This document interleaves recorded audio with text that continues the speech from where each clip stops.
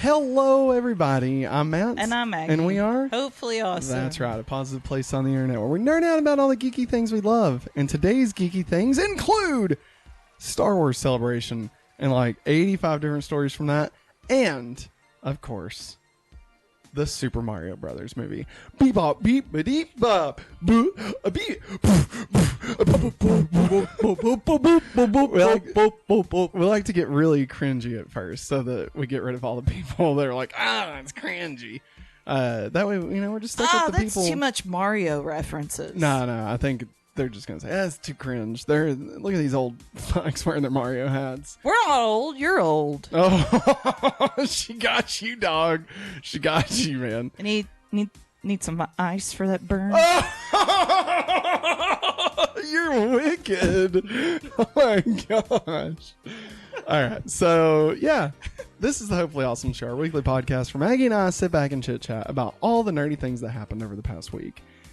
We typically go live every Monday at 8:30. This week we are pre-recorded because we're not even here. We're coming to you from the past. What happened? We're not going to be talking about that thing that happened today that was so crazy, and I hope it was a positive, crazy, good thing. Who threw Easter eggs at somebody? Can you believe they died? They did. That was weird. Oh, did you know But that person flew? Clark. Anyway, so be sure you come back next week when we will be live. But for now, let's get into the news. It's time for the news. Good news, everyone.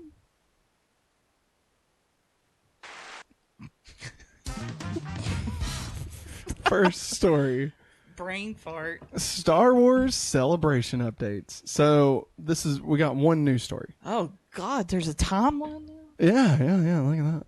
And so we got one news story, but it's going to be broke up into sub-stories, okay? So as we go into those, I do have more images for each one. So, but I'll cue you in with that sound effect. So via Discussing Film, honestly, shout out to Discussing Film. They did a really good job of curating all of this for us. You go, Discussing Film. That's right. Everybody go give them a follow. Show them some sweet fucking love. Talking movies. Star Wars Celebration 2023, every new film and TV announcement. What was uncertain before today was the fate of Lucasfilm's film division. The studio ended up having no Star Wars film to release in theaters this December, with both Patty Jenkins' Rogue Squadron and Kevin Feige's rumored mystery project no longer in active development. Now at Star Wars Celebration Europe 2023, Lucasfilm President Kathleen Kennedy finally announced what the plan will be for Star Wars films going forward from December 2025. Oh, Mr. Iger brought down the hammer. He said, the hammer is my penis. Along with plenty of exciting news related I feel like to I need Star to Wars. pinch you for saying that. Television on Disney Plus. 3 new films were revealed with a newly organized Star Wars timeline in place. So we're just going to take a moment here and take a look at this timeline. So obviously right here you have Dawn of the Jedi, The Old Republic, The High Republic, Fall of the Jedi, Reign of the Empire. Now that would be episode 4. Mm-hmm. That's episode 4. And then we've got Age of Rebellion, The New Republic. So Age of Rebellion, that's episode 4. Between 3 and 4 is Reign of the Empire. The prequels is Fall of the Jedi. So Age of Rebellion is 4 through 6. Then like the Mando timeline is The New Republic. Rise of the First Order is Kylo. Yes. And then New Jedi Order, which we'll be discussing here in just a moment. So that is the new fully fledged timeline. Ander. Which one? Is it the High Republic? Wait, Cassian Andor? Yeah. No, that's during the whoops. the reign. It's between 4 and 3. My bad. So like Dawn of the Jedi. Sorry. Dawn of the Jedi is the oldest point that we'll be touching on here in just a minute. The Old Republic is like that video game, Knights of the Old Republic. I don't think there's actually been any canon chugging Dr. stuff. Pepper. And then the High Republic is something that they just started doing recently. It was a new timeline that they talked about, and like or not a new timeline, but a new time in the timeline. With like all the Jedi, there's like a Chewbacca Jedi, well, like or Wookiee Jedi. There was a time that Jedis were like highly respected. And stuff. Yes. So that whenever you get into the Fall of the Jedi, you're like, oh crap, they suck. Yes, exactly. The High Republic is when they were at their best, and then Fall of the Jedi is the prequels when we start seeing the Sith starting to take hold. So that's kind of how all that works. So party. Now that we all have an idea of when each thing can take place, I think that'll help, honestly, going forward. I think so, too. It makes more sense. Yeah. I'd always get confused. I'm like, oh, it's between this movie and this movie. Yeah. No, this makes more sense now. Now we can just say, hey, this point in time, this is when that happened. And honestly, having a timeline for Star Wars makes more sense than having like Marvel, where they have like phases. Yeah. Like, this just makes more sense for Star Wars. So I'm appreciative that they've really tried to establish some good job rules. Yeah. Good job, Kathleen Kennedy. Good job. About fucking time you did your goddamn job. About damn time. It's about damn time. In a minute, I'm gonna need a sentimental man or woman to pump me up. She was in Mando. Yes, she was. She did great. She's the awesome. Duchess. Haters gonna hate. She's the Duchess of everything. Oscar-winning director Sharmeen Obaid-Chinoy, who directed A Girl in the River, The Price of Forgiveness, and a couple of episodes of Ms. Marvel, and writer Stephen Knott are confirmed to be working on a new feature film with Daisy Ridley returning as Rey from the sequel trilogy. James Mangold and Dave Filoni were revealed as the directors for the latter two films. It is still unknown which of these projects will actually be moving forward in the coveted December 2025 release date. So the next Star Wars movie is not until December 2025. But we don't know which of the three will hit that time. Dave Filoni's. It could be. Could be. This would be 6 years since J.J. Abrams' Star Wars The Rise of Skywalker premiered to mixed reception across the board. Plus, although not mentioned at Star Wars Celebration Europe 2023, Taika Waititi's Star Wars film was last reported to still be on the table. And for those curious, the Star Wars timeline is now divided into these segments from start to finish, which we just covered. So, Maggie, that is the first block. Any additional comments you want to say? I know we kind of dug into the timeline a little bit. Is there anything else you want to say about this opening bit? No. I'm just really glad it just makes frickin' sense. Honestly, it feels like they've really tried to focus and really think this through. You know, I think they realize that just starting without a plan in mind is not the best way to go anymore. Nah. So I'm glad that they actually did that. So, moving into the next segment. Bam. The Acolyte.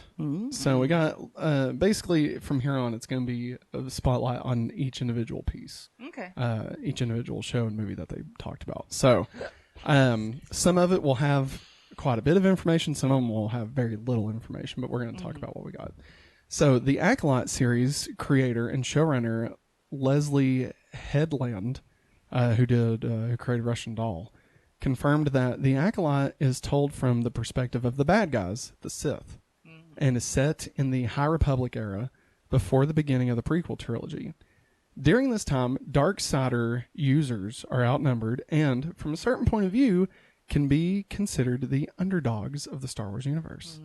The Acolyte is the furthest back in the timeline that fans have seen a live-action Star Wars story. Leslie Headland originally pitched the Acolyte as Frozen meets Kill Bill.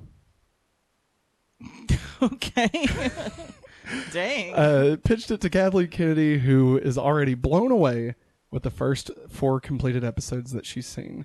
From the show's main cast, Squid Game star Lee Wang-Ye was revealed to be playing a Jedi Master, along with former Chewbacca actor Juna Suotamo, I believe. Sorry if I'm butchering that. Who's playing a new Wookiee Jedi Master.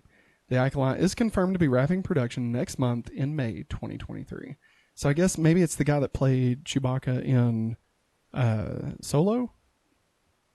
Probably. I'm trying to think. I don't think, because I don't think that guy did that one. I don't know. He passed away, but I can't remember. exactly I'm when. pretty sure. I think I remember Solo having a different actor for Chewbacca. Okay. I'm pretty sure I remember that happening.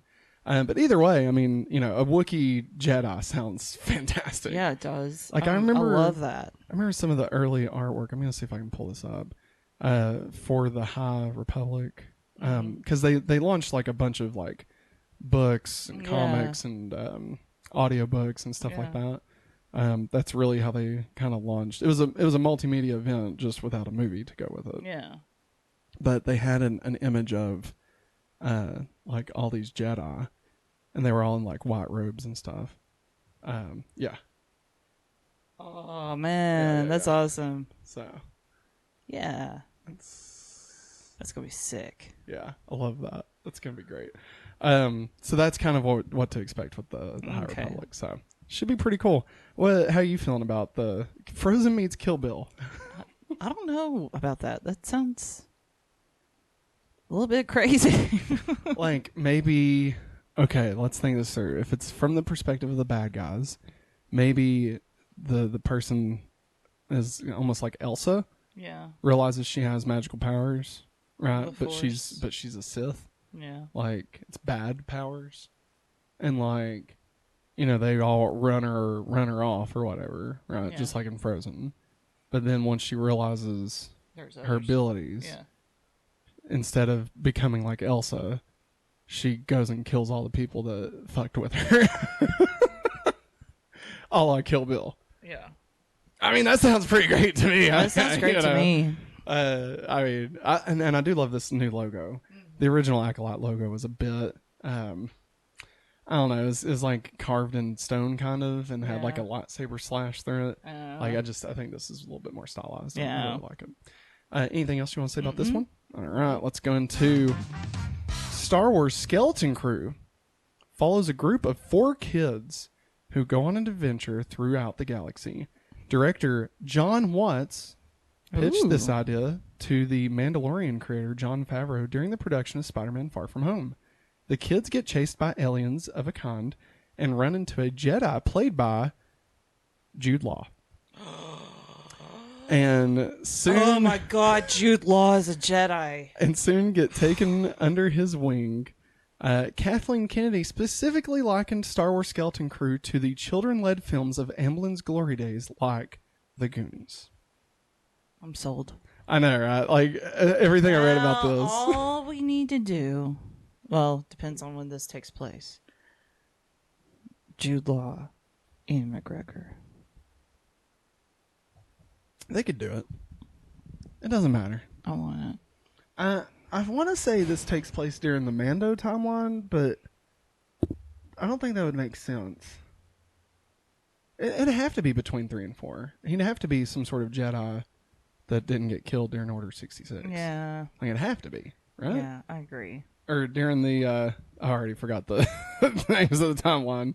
The Reign of the Empire? Was that what it was called? Yeah. I think.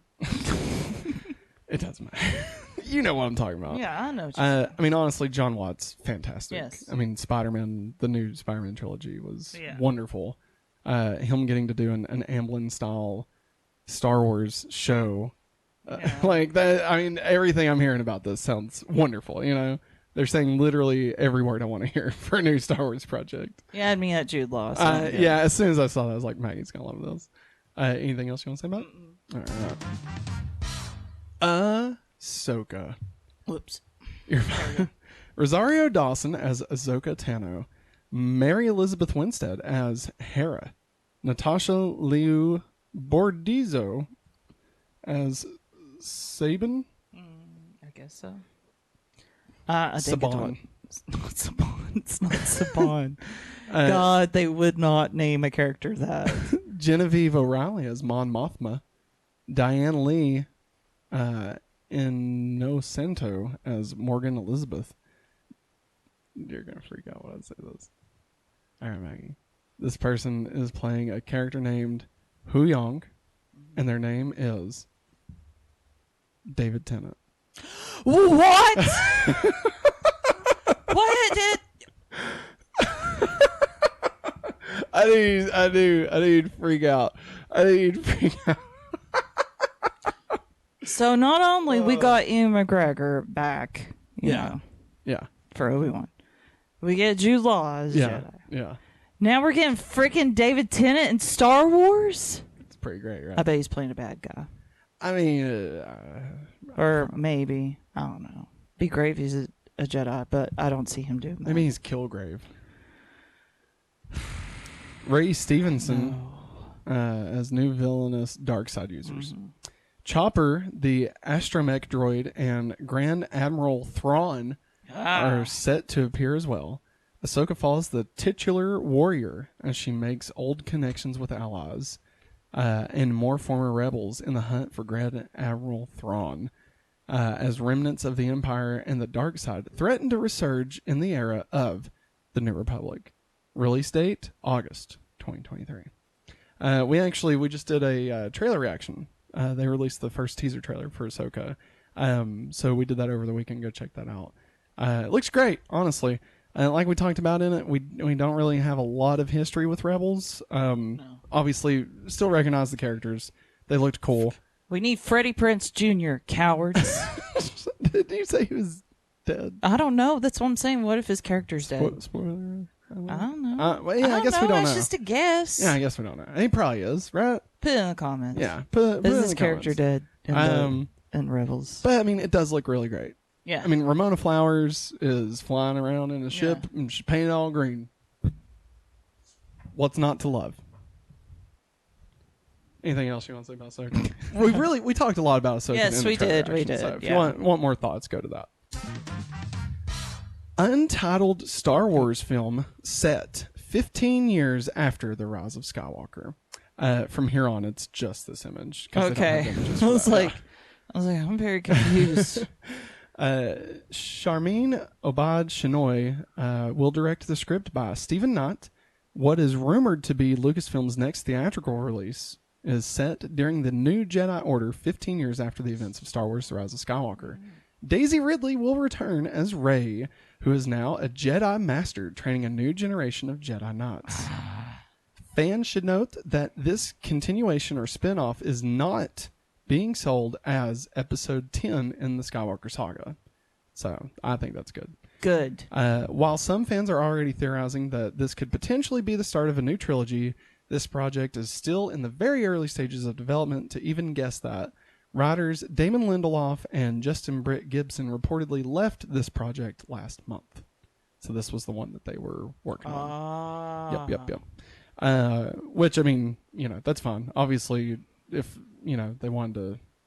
I'm glad that they aren't just going with whatever. Yeah. Right? Like, if they have a vision, they're actually trying to make that vision happen. And I'm down with that. As much as I like Damon Lindelof. And I hate to see him go. Hopefully he gets another project at some point. If it wasn't working, then I'm glad they saw that and wanted to fix it.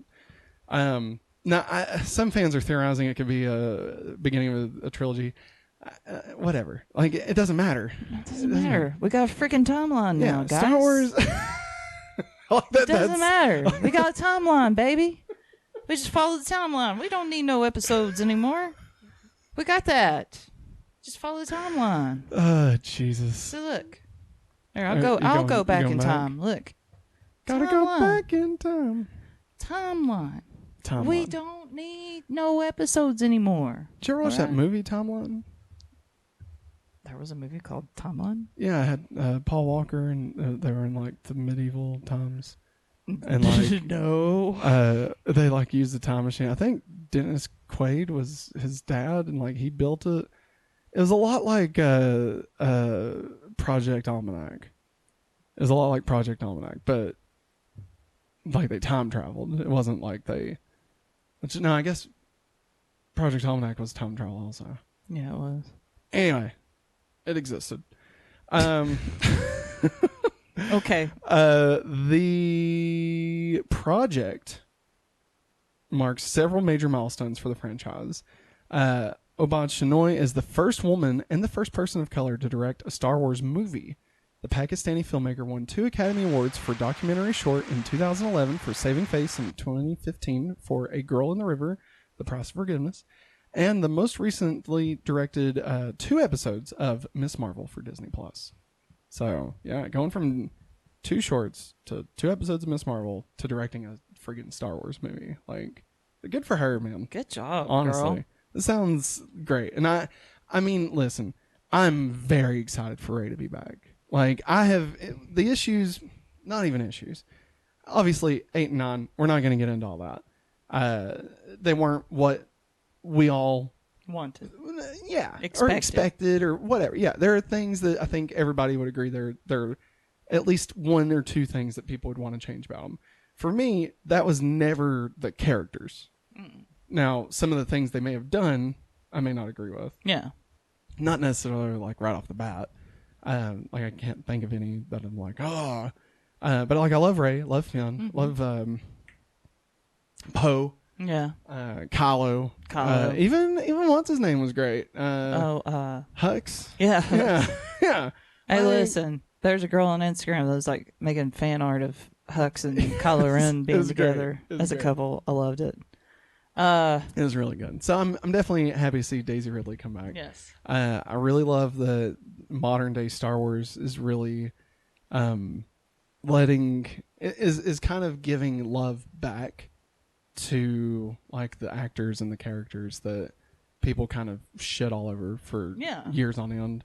I mean, most recently with the guy that played Jar Jar. Yeah. Like seeing him in Mandalorian and like everybody freak out and love it. Yes. Was wonderful. And like it was heartwarming that he got what he deserved. Jar Jar, feel however you want. I don't really like Jar Jar, but the actor didn't deserve anything. Like it was never the actor's fault, you know?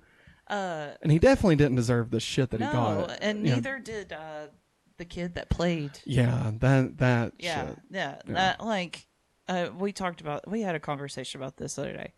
It's people that grew up with those prequels 1 through 3 that are showing their love for it. Yeah. I mean, I saw episode 1 in a movie theater. Yeah. And I mean, I loved it. Yeah. I had a Queen Amidala shirt.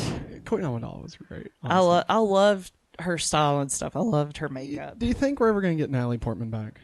I don't know, man. I mean, we got Hayden Christensen. I wouldn't have thought we'd ever get Hayden Christensen. I know, but no, we won't. Well, I don't know. They could. She could be like, I don't know, like a ghost or something. I don't know. I don't know. What? She died in it? I want Jedi ghosts of Jude Law. I'm trying to make this make sense in my brain so I can have everybody together. I think they're in a similar timeline. I just want it all to happen. I want to see everybody together. Listen. If Han Solo can be a Force ghost. Yeah, that's true. He wasn't a Force ghost. No, he wasn't. He was a projection from Princess Leia. But still, you get what I'm going for. So yeah, no, I'm very, very excited for this one. I think it'll be awesome. Still staying on this one, untitled Star Wars film about the first Jedi. All right. This will be a Star Wars film that follows the origins of the very first Jedi in the Star Wars timeline. This era is now officially labeled as the dawn of the Jedi, and it is set 25,000 years in the past before the Old Republic. So now, the way this is worded, I'm not exactly sure if they mean 25,000 years before the Old Republic or 25,000 years in the past taking place before the Old Republic. I took it as is before the Old Republic. Like 25,000 years before the Old Republic? Yeah. Okay. The beginning of the timeline. Yeah. So 25,000 years. Like, what the hell is that even going to look like? I don't know. Like, it could literally be a completely... They could be cavemen. I mean, honestly, it could be anything. 25,000 years. We could have dinosaurs. Like, modern history hasn't lasted long enough. Like, it hasn't lasted 25,000 years, you know? Like, what we know from, like, just 5,000 years ago, right? The vast change. And this is 5 times longer than that, you know? So, like, I don't know. That's wild to me. And honestly, I'm down for it. Whatever. It sounds ridiculous, but I love it. And it's the dude that directed Logan? Mm. Yeah, Logan and the Indiana Jones movie that's coming out. Writer-director James Mangold, who will be hot off the heels of Indiana Jones and the Dial of Destiny, is staying at Lucasfilm to helm this as potentially his next project, which he describes as a biblical epic a la the Ten Commandments about the dawning of the Force. Holy crap, we're going to have somebody climb up on a mountain and talk to God. And talk to the Force gods and have the holy commandments of being a Jedi. I hate your hat right now. I loved it. I hate it. I love it. Oh, God. It's so 90s. This film is still in the very early stages of development. You didn't have to take it down. You could have left it up. James Mangold reveals that he is writing both his Swamp Thing and Star Wars film concurrently right now. Girl. I mean, that's I couldn't even handle one paper in college, let alone two. That's right. And vastly different. Yeah. Swamp Thing and Star Wars is like very different. I hope you take a very long vacation after this is done. And like coming out of Indiana Jones, damn, dude. Take it easy after you get this stuff done, man. You only live once. He deserves a rest. I mean, I understand you gotta make money, but take it easy. I mean, at least he's getting to do the shit he wants to do. You gotta think that's gotta be his list of the dream projects. He's I'd made Old Man Wolverine. Now I get to do Old Man Indiana Jones. Now I'm going to do a biblical epic about the beginning of Jedi. Man Jedi. An old man Swamp Thing. Will not yield lightsaber against. Here's what I'm thinking. Will it be okay, stay with me here. Oh boy. 25,000 years ago, will that be like Moses? Or will it be like people wearing Jinko jeans? You know what I mean? The timeline of Star Wars is so vast and different. We're gonna could the 25,000 years ago be like the 90s? You know what I mean? Yeah, it's gonna be. Now, here's my question, Maggie. What? Star Wars already takes place in a galaxy far, far away a long time ago. Yeah. So, how the fuck long ago is 25,000 years on top of that? A galaxy. Far, far, far, far, far. No. Far. The time, Maggie. A galaxy and a time. Far, far, far. Another time in another place. Oh God. No, here's the thing. Okay, I just want to throw this out there. Okay, since I've already said in a galaxy far, far away, long time ago in a galaxy far, far away. Yeah. That implies that it is in the same universe that we are in, which could also be Marvel. I'm just saying. It's been there since day one. It's not a retcon. Because it's just been a long time ago in a galaxy far away. But that galaxy could be in any universe. Could even be in the Marvel universe. Just throwing that out there. I'm not saying do it. I'm just saying it's there. It's there. We got a timeline. We got a timeline, baby. Use that timeline. They add MCU at the end of it. That'd be the word. God, can you imagine just the hate that would be thrown at that? Oh my God. And then you put the Mickey's ears. Oh boy. Anyway, all right. Moving on to the last announcement from Star Wars Celebration. Timeline. That we're going to talk about. I mean, there was other announcements, but this is the last one we're going to talk about. Untitled Star Wars film culminating the events of the Mandoverse. Ooh. I'm very, very excited for this one.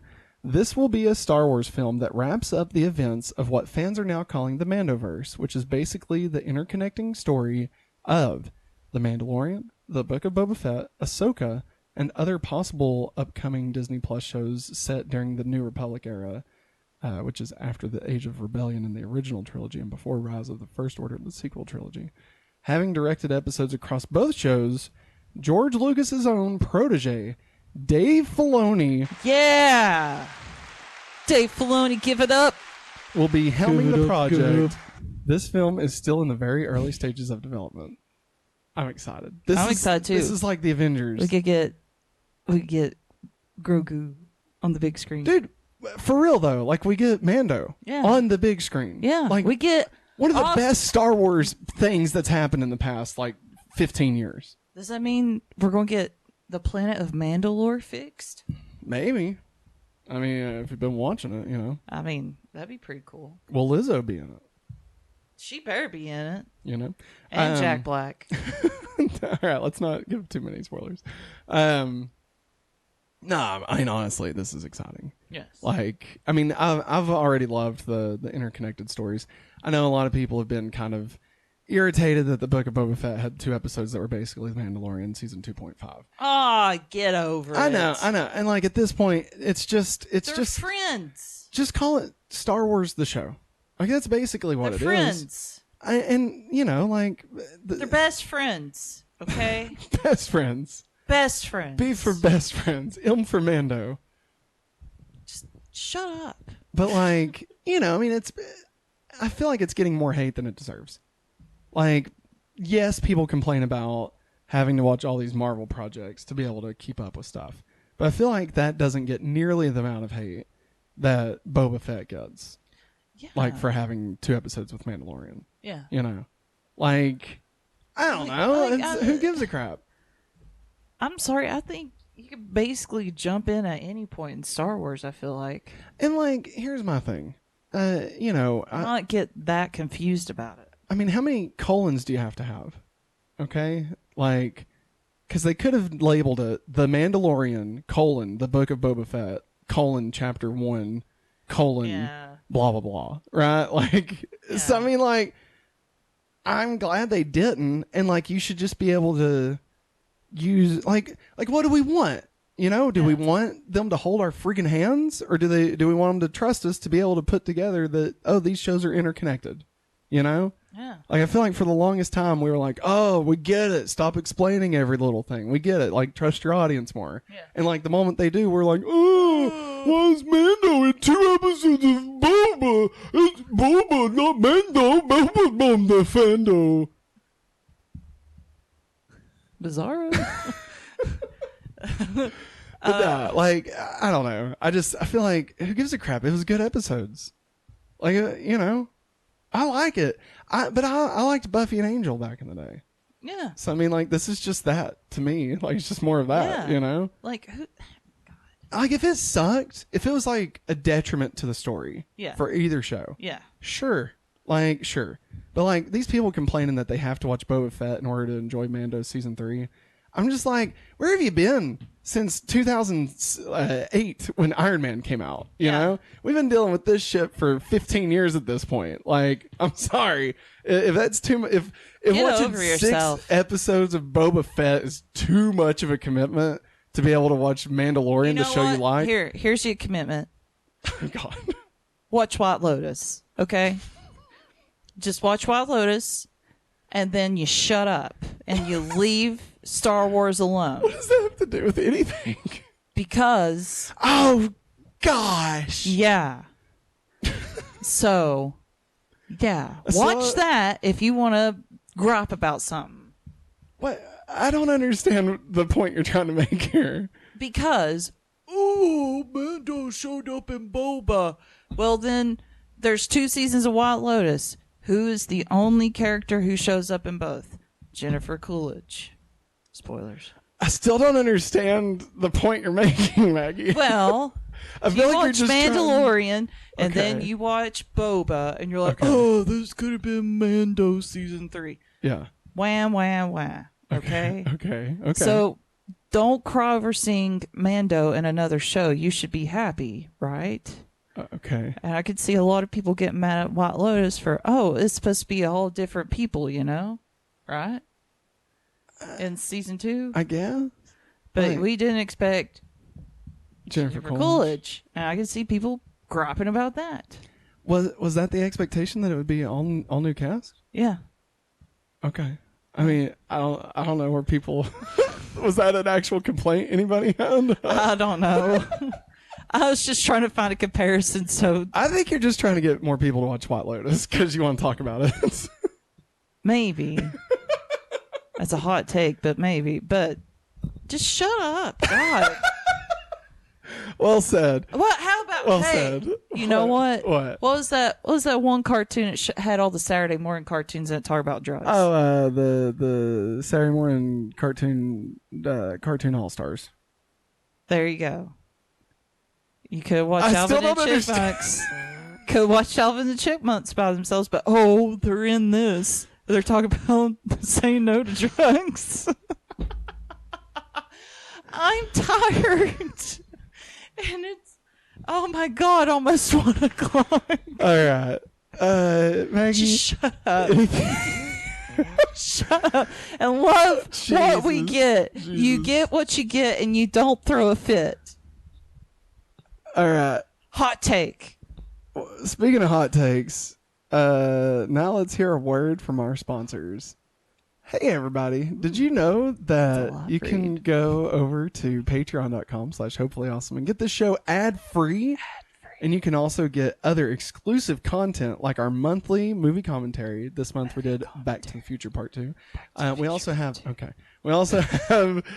Matt plus Maggie, the monthly podcast where Maggie and I talk about our relationship history with each other. It's really fun. We use our big wheel and we spin it and we answer cards. It's great. Yeah. We It's a also tire. We spin a big old tire. I was trying to see if we had it. Yeah. Here it is.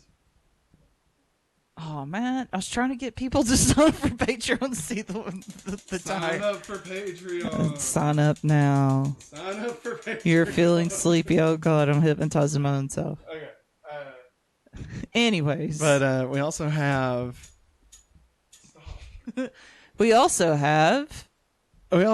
Awesome Comics. This month we will be reading and discussing with our patrons Shattered Grid, Power Rangers Shattered Grid, in preparation for Power Rangers Once and Always. And we have Hopefully Awesome Anime, and this month we will be watching and discussing Your Name. Matt's favorite. Exclusive. Only over at patreon.com/hopefullyawesome. So, if you'd like to do that, get your name in every episode, and just show some love for Hopefully Awesome, you can do that over at patreon.com/hopefullyawesome. And now, back to the show. Wow. Thanks for that word, Matt and Maggie. Matt, you did such a good job. That was a different Matt. That was a different Matt? Man, it just looked just like us. An evil Matt. And I killed him. I don't like that. As a Twister reference. What's up with you making Twister Hey, references today? Meg, where'd you get all this beef, Meg? Oh, did you see my cows outside? No. Oh, you slaughter your own cows, Meg. Cool. That dude from Succession is in that also. Yeah, Cameron, yes. The Connor, that's his name, Connor. All right, Maggie. You ready to go into our main topic? Yeah. Let's get into our main topic. It's time for the Jesus. main topic. And it's all about Jesus. It's a little top heavy here. Over the week. Yes. It's usually over the weekend. This is- but yeah. it was a Wednesday. It was a Wednesday. I had a doctor's appointment. We went and watched the Super Mario Brothers movie. We took Viv to see it. We did. We took our 2.5-year-old, and it went better than I expected it to. Honestly, She did actually great. behaved better than some toddlers I've seen. Like she really loved it when Mario came up on the screen, and she's like, Mario is great. It's cool stuff. Luigi. Yeah, Luigi. Now we will be talking about Mario movie. I don't know why I called it Mario movie. A Mario We'll be talking about Mario movie. A Mario movie. And just know that we will do, if this is your first time watching one of these with us, we will talk spoiler free for the first little bit. And then when it comes time to talk about spoilers, we'll make this sound. And we'll throw that on the screen where it says spoiler alert. So just know that if you don't want to be spoiled on it, we're going to do a spoiler free section first, do the spoilers, then we're going to come back and add it to our spring 2023 ranking. Where will it rank?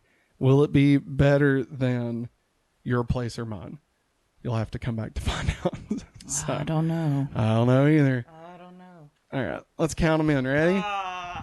You can fix it here in a second, but this will be when we cut it into a smaller video later. So here we go. Ready? Mario. This is still in the podcast. Like, they're still seeing this. We're not like reading. Mario movie. Mario movie came out. It was Mario movie. Good. Mario movie so good. Mario very good. Luigi so good. B for best friends. B for brothers. All right, here we go. Ready? All right. The Super Mario Brothers movie came out this week, and we went and watched it, and we're gonna talk about it. Honestly, I gotta say, a little backstory for everybody. Talked a bit about this in our first trailer reaction for the Mario Brothers movie. But I grew up with Mario. The first game I remember playing was the NES. Playing, Mario Brothers 1, the cartridge that had both Mario Brothers and Duck Hunt in the same one. Yeah. Right? I remember doing that with my brothers all the time, and then I'd go over to my grandmother's, and they had Mario Brothers 3, and so I'd always get to play that over there. And then, like, it would always restart every time I went, so I played through like the first 2 worlds like so many times. I can't even describe like the hundreds of times I played through the first 2 worlds. I got really good at it. And like I could find all the whistles. But anyway, I digress. So then we got a Super Nintendo. Mm-hmm. And one of my favorite memories was when we first set it up, me, my 2 brothers, and my dad, we played through Super Mario World for like 5 or 6 hours. Like just straight. Like as soon as we got it. And like I just remember being blown away by like the difference and like the little purple dinosaurs that were like going by, I guess they were dragons. The Yoshi, not even just the egg, but like the coins that pop, the giant bullet bill in that first world, the ghost houses. I loved that game. And then of course when the Nintendo 64 came out, probably my favorite system, and getting Mario 64 and just that Christmas. Staying up, like we got it at my grandmother's house. My parents took it over there, and we got home at like 10, and me and my brother Billy played it till at least 4 or 5 a.m. Christmas Eve to Christmas Day, right? So like, but I loved it, and like when we got to the snow world where you have to get like the little penguin, like I remember thinking like, oh, it's snowing, it's Christmas, this is amazing, Yeah. And just I loved Mario 64. And then GameCube came and went. I didn't really have a GameCube, unfortunately. But I did get the Wii and Mario Galaxy. One of the first games I played as an adult. I purchased the Wii myself, right? Yeah. Like it was my system I bought. And obviously Mario Galaxy wasn't the first game I played, but it was the first Mario game that I bought for myself, right? And I just remember falling in love with that one. I think Mario Galaxy, it's tough, man. Like 64 has like such a deep place in my heart. Mm-hmm. But Mario Galaxy is like the best of Mario. Mm-hmm. But then you get Odyssey on the Switch, and it's like, fuck, man. Like it's perfect. Like they're both just perfect, And of course, me and you, we went and got the Switch. That was one of our first things we did. We went to the midnight launch of the Switch, and then we got married the same week that Mario Odyssey came out. Yeah, that's when he bought this hat. Yeah, literally the night before our wedding. Yeah, I got this hat. I wore it. We went and ate Mexican when we went to GameStop. Yeah, that's how we celebrated our last night as an unmarried couple. Yeah. And like then we went on our honeymoon, and when we come back, we played through Mario Odyssey together, like on both of our Switches, and like. That was one of the first ways we really spent time together as a married couple. And like, there was just something so special about that, And then of course, not to even mention, Mario's wearing his wedding suit and Peach is wearing her wedding dress. Yeah. So, like we had the amiibos and so, all of that just felt special. Right. And so now Viv loves Mario, right? Mm-hmm. She loves watching Mario Odyssey, Mario Kart. She loves watching right? gameplays. That's so funny to me. And it's just like at every stage of my life, Mario has always been there. Yeah. Right. And it's always been just that pure, good, wholesome, fun thing. Right.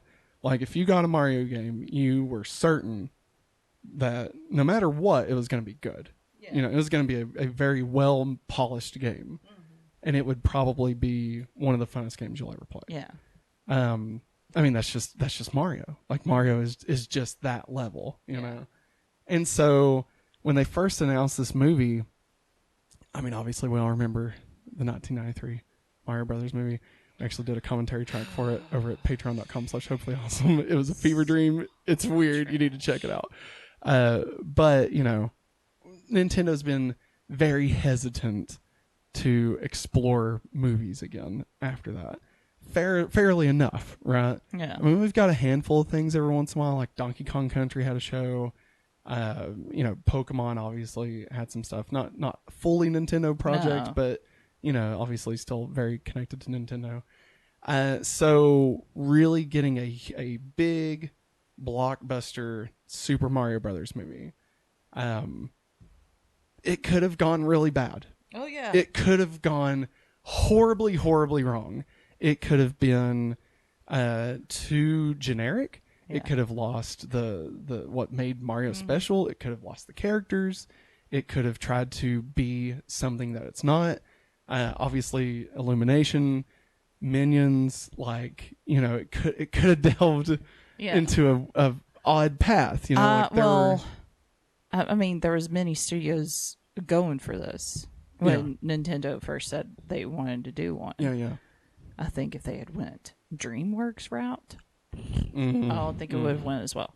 Which I think they would have backed out once they said, nope. Well, I mean, Shigeru Miyamoto was very adamant that he wanted to find someone who... And of course, they're not going to go with Sony.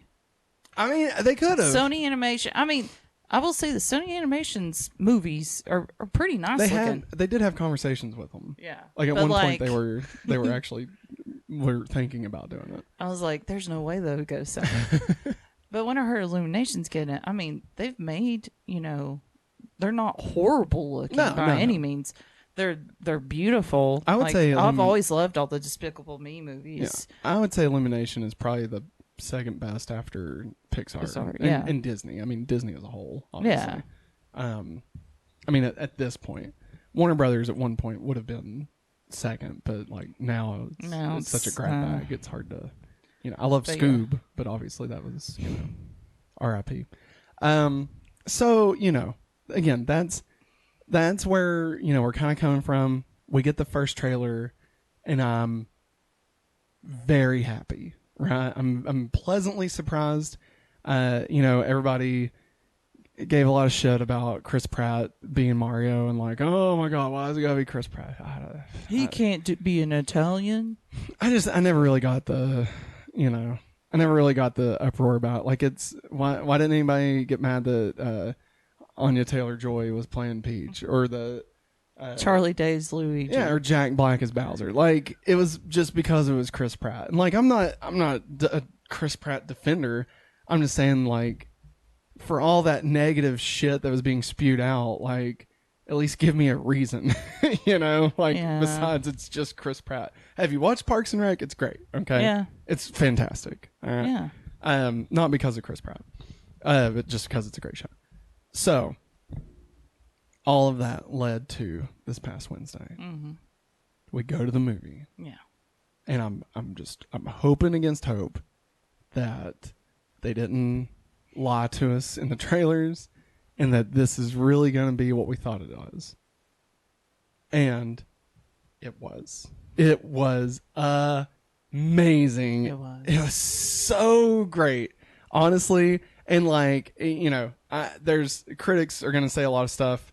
You know, all that. I've not really listened to anybody talk about it, but I've seen like people posting things like tomato meters and all that crap. That doesn't matter.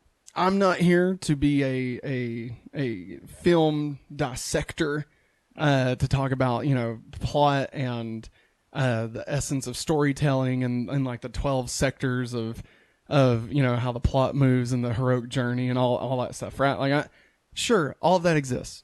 At the end of the day, the only thing that I care about is, did I enjoy it? Did I have a good time watching it? Or did it make me feel something that I don't feel, right? Like, obviously, I didn't have a good time watching, like, The Pursuit of Happiness, but that's a great movie. You know what I mean? Yeah. Because it made me feel, right? That's how I base my opinions on stuff. All right. If you want to dissect something, that's fine. Go do that. That's not what we're going to do. We just don't. I mean, I'm not knowledgeable enough to be able to dissect a film for all the ways that it. We don't make video essays, guys. Exactly. I'm not doing a checkbox of if it. I'm not. If it met the criteria of a film. All I need to know is, was it enjoyable?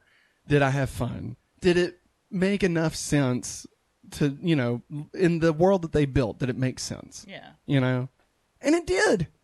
It did. And don't get me wrong. If you don't like Mario, I doubt you'll like this, right? If you've never played Mario, you might not understand a lot. But I really think that that's kind of a far-fetched idea that that there's anybody in this world that has just absolutely zero context for Mario. Like, I feel like that's very far-fetched. That has zero context that would watch this. Okay? Mm-hmm. I feel like that Venn diagram are two complete different circles, okay? Yeah. Like, I just don't see that. I don't see someone walking into this like, I've never heard of Mario before. Yeah. I've never seen a mushroom. Like, like I can't believe that that's accurate. I wore that hat at school for like a character day. Yeah, yeah. Probably,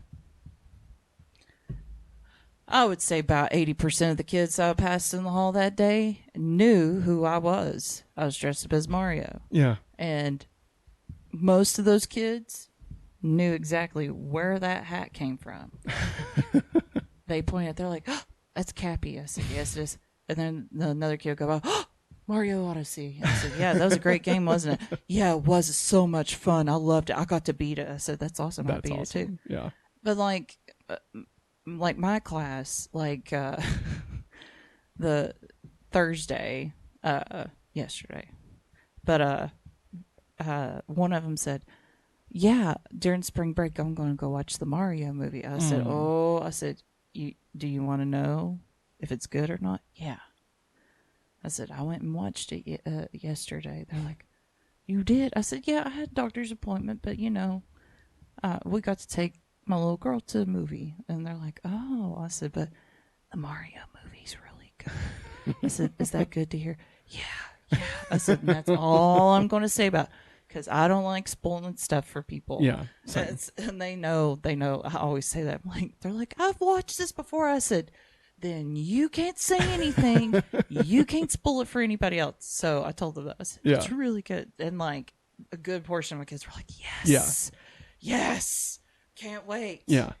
And honestly, I mean, it's a little hard for me to everything I've just said about my history. It's hard for me to divorce myself from Mario, right? To look at this as someone who has no knowledge of Mario. Yeah. Like, that's an impossible thing for me to try and do. Yeah. So that being said, I do feel like there is enough explanation about the world for it to make sense if you only know like Mario, like the face. Yeah. If you don't really know about the Mushroom Kingdom or the power-ups or Donkey Kong and how all of that works into the story and all that stuff. Like, you may not know who Pauline is. You may not know who Jumpman was. No. Like, you may not know any of these things, right? Yeah. And I feel like this movie does a decent enough job. I mean, it's like Despicable Me. They don't really, in the first one, they didn't really tell you what the minions were. No, they didn't. Like they were just there and you just kind of accept that. You're like, right? Oh, okay, they work for Gru. Yeah. And so like this is like, oh, okay, there's mushrooms that give you superpowers. Yeah. And like that's just the way it is. Like, I don't know. I don't think they do a bad job. I think that this is a very lived in world that they created. And like they give explanations when needed, especially Mario being like the surrogate audience character where, he's learning about this world too. Yeah. So they're able to kind of use that to kind of explain stuff. But I mean, they don't tell you what a blooper is. They don't tell you why this squid swimming by is cool. Like they don't tell you about like why that pyramid floating upside down over there is like a really great thing. They don't tell you those things, right? It's just there. And like if you don't know, then it's just a very cool lived in world, But if you do know, then it's fantastic. Yeah, you're sitting there like, yeah. So honestly, the highest praise I can give this movie is that I smiled ear to ear the entire time. I had the most joy watching this as someone that adores Mario. I loved this movie. And I think that's the best praise I can give it, you know? Like, even Detective Pikachu, right? As stoked as I was for that, and as much as I enjoyed it, like, you know, it wasn't the Pokemon movie I was wanting. You know, Sonic 2 is great, but it's not really the Sonic movie I was wanting, you know? Like it's almost there, but this is straight up the Mario movie. Like this nails it. It is perfectly Mario. It is Mario turned into a movie in the best possible way. And they also do the 90s rap in it. Yeah. Which is just great. It's so good. Great. And honestly, no spoilers, but Bowser way like more personality than I was expecting. Yeah. Like based off the trailers, I was like, oh, okay, I mean he's just gonna be like a fun like bad guy. But like no. They give him stuff. And it's really good. Jake Black killed it. Yeah. He might have stole the show, honestly. Like he was really the him or the Luma, the blue Luma. Might have stole Blue Luma, I think. I love Blue Luma. I think I had Blue Luma humor today. So and last night, because I said something, you're like, "Whoa, that's dark," you know. But yeah, Blue Luma. Yeah. I think that's my personality part of the time. And I would say that more meat for the grinder. The sweet relief of death. Whoa! But I would say, as a Nintendo fan, if you're wanting to know whether you should go watch this or not, I 100% think you should. But the Easter eggs that you're going to find throughout this whole movie, I mean, every scene has something from something. Look at the walls. Yes. Look at the backgrounds if you can. The moment the movie starts, it's an Easter egg. Like it will take so long to find every single thing in there. References to Super Mario Brothers 3, references to all the Super Mario Brothers games. There's Punch Out references. Yeah, there's a music cue that is straight from Mario Galaxy. Yeah. There's some Kid Icarus references. There's the NES Ice Climbers. There's, I mean, obviously like Yoshi's Island stuff. Yeah. There's Donkey Kong stuff, Donkey Kong Country stuff. Like, obviously Mario Kart, lots of Mario Kart things in this. Yeah. And it's just great. It is stacked with some deep cuts, really deep cuts. But again, if you know nothing about any of that, it all just is filler in this world to make it feel more alive. Yeah. And it works, you know. Yeah. It's not like a wink and a nod. Like it is just there. Yeah. And it's a part of the atmosphere that you're existing in this movie. It's not playing around with it like 93s did. You know, hey, oh, look. Oh, no. We're not going to do that. You see this lady in that red dress? That's a what's her name? I can't even think. Oh, Big Bertha. It's Big Bertha. It's Big Bertha, guys. She may not be a giant fish, but yeah, she's Big Bertha. And let's see. Oh, and that Mario and Luigi are actually brothers in this instead of Mario taking in Luigi, but then later on in the movie they say that they are related. Yeah. Yeah, that was that was very confusing. The 93 movie just gone. There was something that came to my mind while you were saying that. Now I completely lost it. It'll come back. But it's honestly, it's great. Yeah. The whole movie, everything about it. It's, you know, I loved it. I hope they make a sequel. I think they will. It's on track to be the highest opening for any Illumination movie. Yeah, like go Illumination. Almost $200 million almost in the opening weekend, which technically runs from Tuesday early showings through Sunday because it's the Good Friday weekend. Yeah, so. and a lot of people is on spring break too. Yeah. And a lot of like where I work, we're going into our spring break. So they're saying this is going to be the first blockbuster of the year. Yeah, that it's going to make that much. Yeah, like it's on track to make more than Ant-Man made in its opening weekend, and obviously any of the other. I'm happy for Illumination. I'm happy for Nintendo. I'm happy for Nintendo too. I mean, Make a Zelda movie, cowards! Like shit, come on. Partner with Ghibli, for God's sake. I mean, listen, I know that's not going to happen, but it would be great if it did. That'd be pretty freaking cool, you know? Yeah. Pretty freaking cool. But yeah, I'm excited. Yeah. Yeah. Anything you would like to say before we get into spoilers? Blue Luma Energy. Definitely check it out.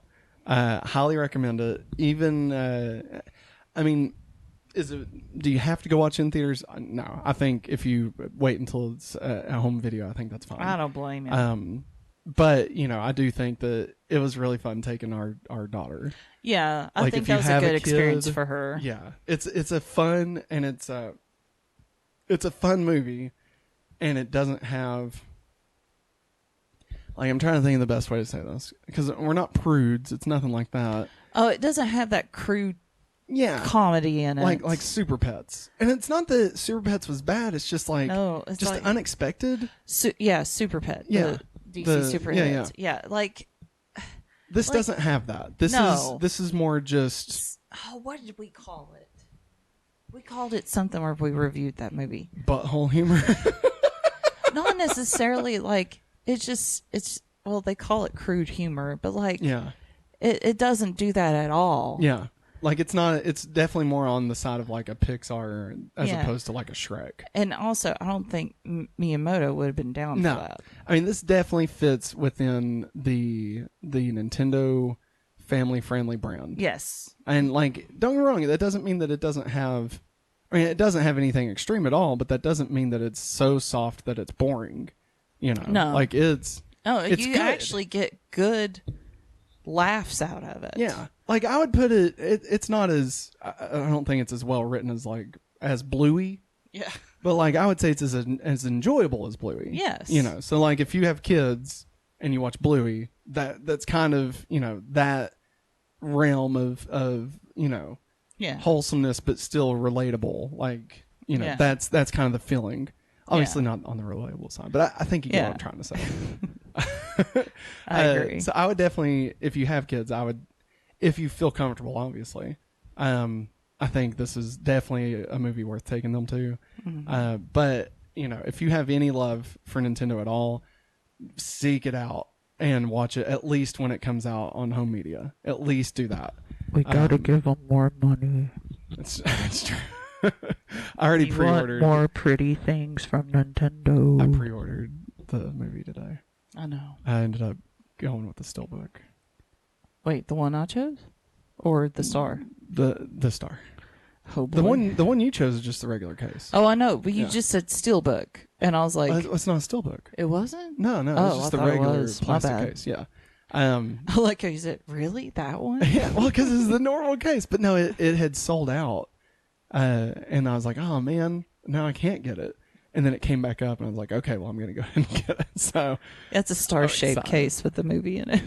No, wait, no, not that one. Well, that's the 10. That's the 10 from Walmart. I'm talking about the Steelbook that has the mushroom. It's black and has the mushroom. Oh, my bad. Yeah, no, you're fine. You're fine.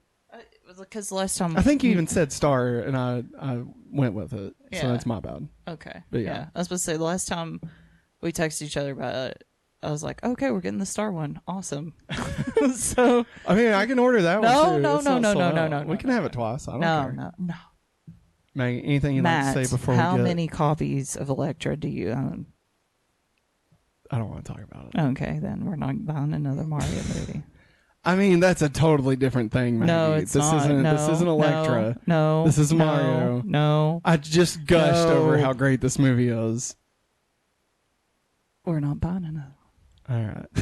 Anything else you want to say before we get into spoilers? No. All right. We're going into spoilers. Remember, we'll be back. I'd say probably only like 5 minutes we'll be doing this. Yeah. We'll be back to talk about our ranking right after this. So stick around if you want to be spoiled. don't stick around if you don't want to be spoiled. Here, spoilers.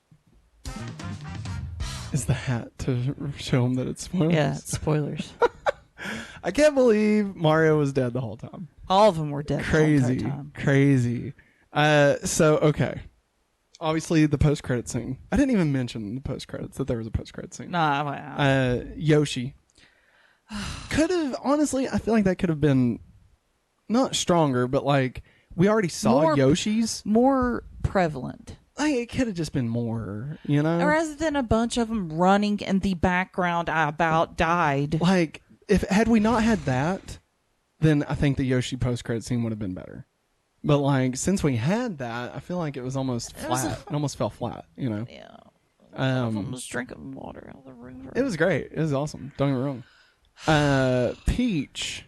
So okay, at one point it shows that Peach doesn't know where she came from, and it shows her as like a little girl, baby Peach. Baby Peach. You know, and we also see baby Mario and Luigi, which was phenomenal. I loved that. And in that moment, it plays just a couple of notes from Mario Galaxy when Rosalina would read the bedtime stories that was about herself as a girl being lost from her parents to the Lumas. Yeah. So, like, I don't know if we're kind of reversing the roles for Peach, because it was theorized. I mean, obviously, Miyamoto doesn't give a shit. Like, it doesn't. Like, he doesn't worry about plot. Like, it, you know, he's like, the game has to be fun. That's all I give a shit about. Yeah. But it was theorized that Rosalina was actually the daughter of Mario and Peach. Yeah. From the future somehow, like some sort of space thing, right? Yeah. More not really like time travel, more like Interstellar. That kind of weird space stuff. And so it's possible that Peach could be Rosalina's daughter in this. That like they might be going with that, as opposed to as opposed to the reverse of that. Yeah. Because it definitely was given some Rosalina vibes, and the fact that we had a Luma. You know, so I could see them kind of Luma in a cage. Yeah, so I could see them taking that element of Rosalina's story and giving it to Peach, because honestly, Peach has kind of been just a blank slate, plot wise, and they do such a good job of making her character more than oh no, I was kidnapped and Mario saved me. Yeah, you know, like not even just like making her capable, but like also being likable. Yeah. You know, like she's got a great personality. The way she interacts with Mario and like that she kind of likes Mario too. Yeah. You know, it's not like your typical, it's not what you always see in every movie where it's like the guy likes the girl and the girl like is oblivious or whatever. Yeah. Like she legitimately likes Mario also. Yeah. And I like that. Yeah. Bowser being in love with Peach and doing all of this so he can marry her is the funniest thing. I mean, also gave Odyssey vibes because he tries to marry Peach in it. And he does ridiculous stuff in that game. But nowhere near to the ridiculousness he does in this movie. Playing on a piano. Amazing. And like, you know, well, sire, she hates you. No, she doesn't. Turns that Koopa Troopa into dry bones. Peaches, peaches, peaches, peaches, peaches, peaches. I love it. Best song of the summer. We found out how dry bones is made. Yeah. They fall on fire and then they're dry bones.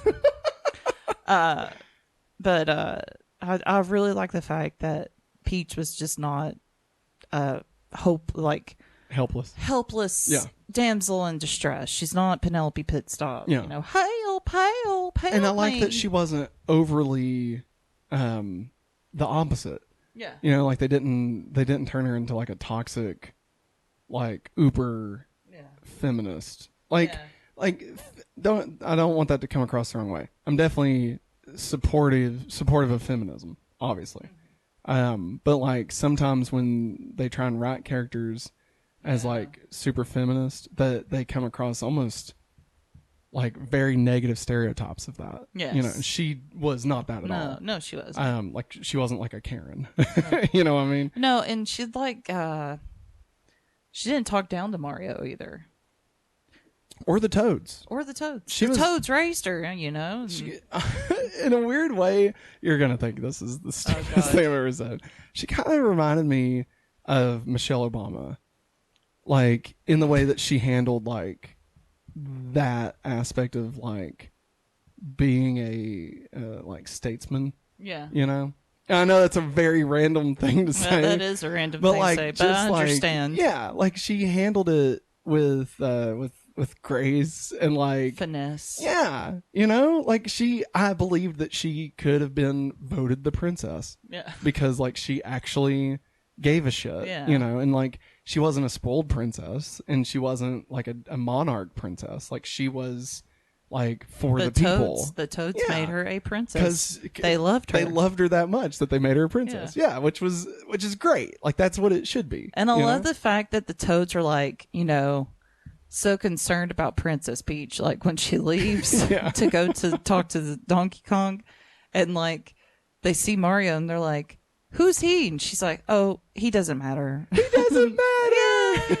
He's not important." The Donkey Kong segments. Yeah. Wonderful. Which I missed a good portion of Yeah. that because I had to take our little girl to the bathroom. But it was I don't want to make you feel bad, but it was a really good part. I'm glad I got to catch the end of the fight. It was basically when Donkey Kong, if you've seen the movie, when Donkey Kong gets announced into the fight with Mario, and they start playing the DK rap, and then you see Diddy Kong and Dixie Kong and Dixie Kong's brother.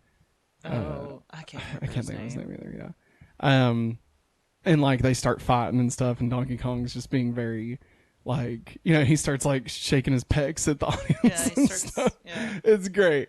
I can't wait for you to see that when it gets to come home. Which there was a lot of like the final act that like there's a good couple of chunks that I missed for that. Yeah. Like when they first got to Brooklyn and stuff. Yeah. So I'm excited to watch it again too.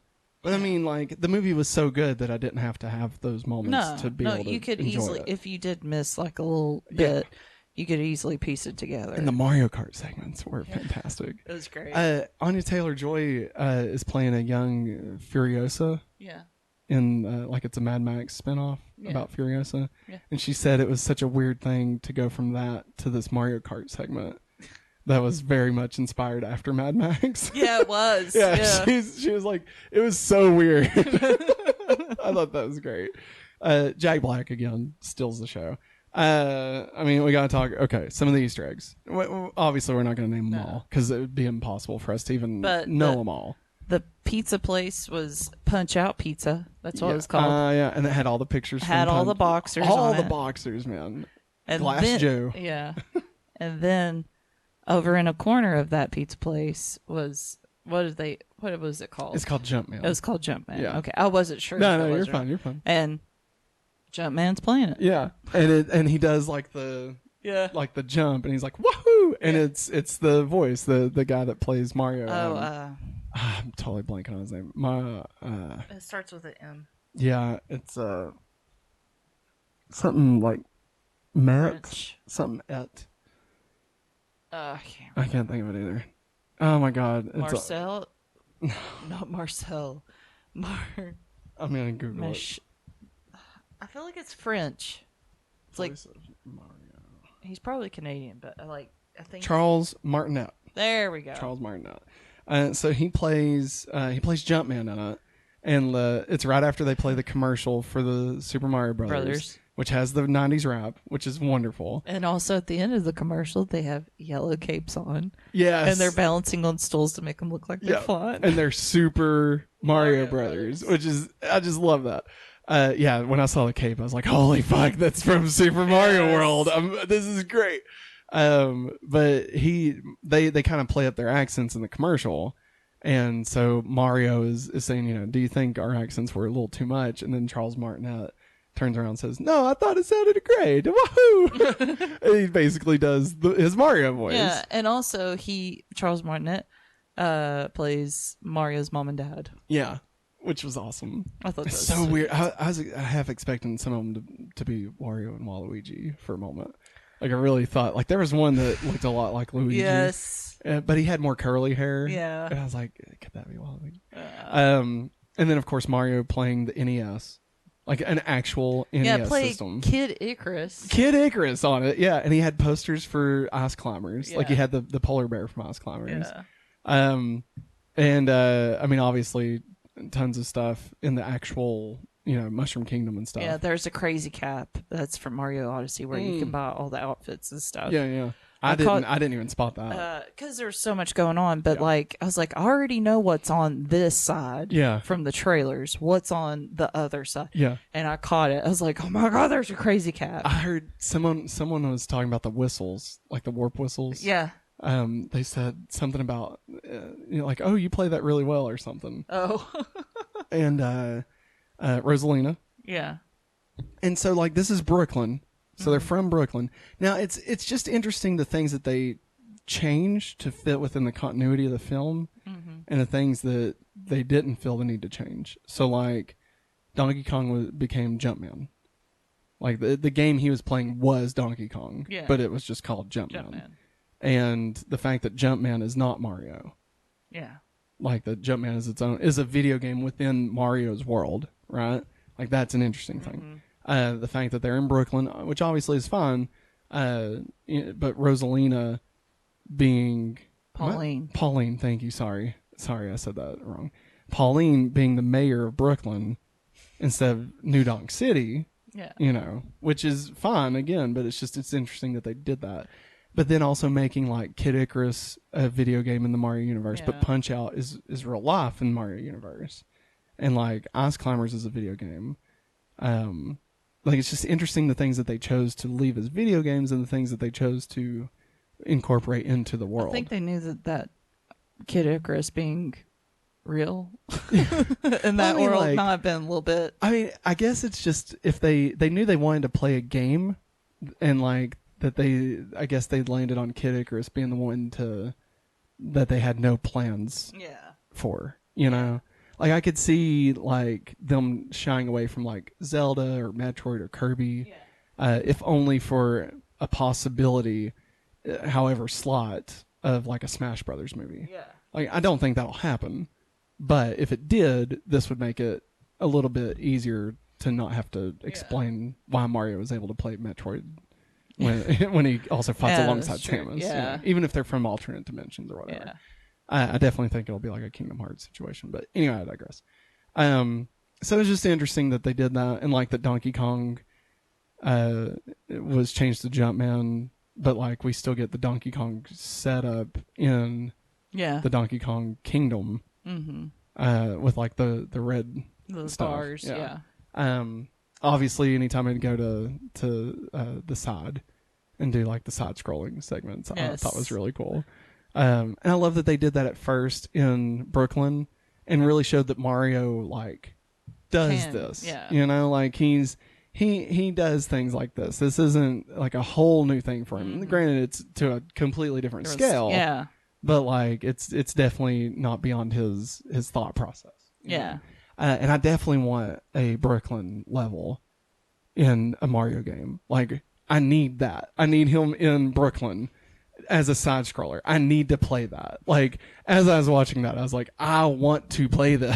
This looks so rad. I mean, Disney Dan said, I want to play this movie. I want to play this game. Yeah, and I was sitting there really thinking good. that too. And our little girl's been asking to watch Mario. Yeah. And so I put it on somebody playing gameplay of Mario Odyssey. And I'm just like sitting there. Like there's nobody. Yeah. No voiceover. Nobody. It's just the game. I forget what it's called. A clean gameplay or something. Yeah. There's a word for it, but yeah. I mean, she loved it. She loves it. She loves just watching that. So then to go see this movie and it's that ramped up to 11, Yeah. It's awesome, man. God, I loved it. I loved it a lot. I really loved it a lot. It made me feel like a freaking kid again. And I think that's same here. That's what it should be. You know? Anything else you want to say before we get out of spoilers? No. All right, here we go. Spoilers are over. They're over. My cap is down. I forgot to mention this before spoilers, but there is a post-credit scene. So check that out. All right, Maggie, it is time to get into our ranking before we close out this show. The current ranking for spring 2023 are as follows. At number 11, Your Place or Mine. Number 10, 65. Number 9, Quantumania. Number 8, Shazam 2. Number 7, The White Lotus. Number 6, Cocaine Bear. Number 5, Knock at the Cabin. Number 4, Dungeons and Dragons Honor Among Thieves. Number 3, Scream 6. Number 2, Creed 3. And number 1, The Last of Us. Maggie. Man. I have a thought. It's and this is tough. It is tough. I want to say 6. Okay. What's your thought? I was thinking either 2 or 3. What? I loved it, man. Dude, I'm trying to downplay it because I didn't know. I loved it. Like, I'm definitely above Scream 6. I'm definitely above that. I can agree with you on that. The conversation then just falls to, would I put it above Creed 3? Would you put it above Creed 3? Creed 3 was phenomenal. It's a masterpiece. And like, yes. And like, at this point, it's personal love versus exceptional filmmaking. You know, like that's the thing is like, I definitely love Mario more than Creed 3. But I absolutely think Creed 3 is a much better made film. Yeah. Just because it is just wonderfully made. Good. You know, it's great acting. Yeah. And I mean, obviously The Last of Us is again phenomenal. Like, and I mean, those two are on like a different level, you know, like Mario is fantastic. I loved it. I'll probably give it a 5 out of 5, like in my own personal rankings, you know? But like, I'm not going to say that it's of the same quality of something like Creed 3 or The Last of Us. So I think I'm pretty much, I'm at number 3, I believe. Number 3, yes. Are you sure? Yes, I'm sure. Because you were going to 6 at first. Yeah, because I didn't know how you would be. I want to hear your real opinion. No, I want it to be up at the top. Well, it deserves to be up at the top. You should start there. You should say that. Because like anytime I say it needs to be this, you're like, nah. Well, that's the conversation. That's what we do. That's the fun. Yeah, I don't like confrontations. Oh gosh. Okay, I'm sorry. I'll try to hear your opinion more than just telling you that I disagree. Okay. But you down for 3? Yes, I'm down for 3. We can shake on it. So shall it be? So shall it be done? All right, everybody. That's going to wrap it up for our show this week. Be sure and come back next week when we will be back from vacation. We'll be live at 8:30 Monday with the Hopefully Awesome Show. We'll be back again tomorrow with Going Back to Beast Wars, where we kick off where we kick off Beast Machines, and we'll be back on Wednesday going back to Smallville. It's gonna be good times. I'm not gonna lie, it's gonna be good times. But then again, next week we'll be back full-fledged, live and all. Not really sure what we're going to talk about at this point because we're filming this before vacation. I don't know if there'll be a movie that we'll have watched. I don't think we'll talk about our trip. I don't think that would be what we would do, unless like there's like a funny story or something. Yeah. But we'll have something. At the worst, we may watch like Tetris or something on Apple TV. Like there might be something like that we do. Yeah. Obviously, Suzumi comes out, and I really want to go watch it, but I just don't see that happening before the next episode. So that is going to wrap it up for us, everybody. Remember, if you'd like to get the show ad-free, you can get it over at patreon.com/hopefullyawesome. If you'd like to show your support in a way that it doesn't cost you anything extra anyway, you can use the affiliate links in the description of this video through Amazon. You just click on the link, and then it takes you to Amazon. Technically, it'll be to purchase whatever we link to, but you don't have to purchase that. It's literally anything you purchase on Amazon after you click that link for the next 24 hours. Amazon will see that as us promoting you to do that. So that's what this is. So just click one of those links. If you're going to buy something from Amazon, click the link and then go buy the thing that you were going to buy anyway. And that helps us. That shows support for us. Yeah. But if you can't do any of that, no worries at all. A simple like, subscribe, all that fun stuff. Honestly, just this watch, just you being here, hanging out with us. Means the world to us. Thanks for helping us grow, and we'll see you next time. Thanks for watching, and as always, Have a hopefully awesome day. bye.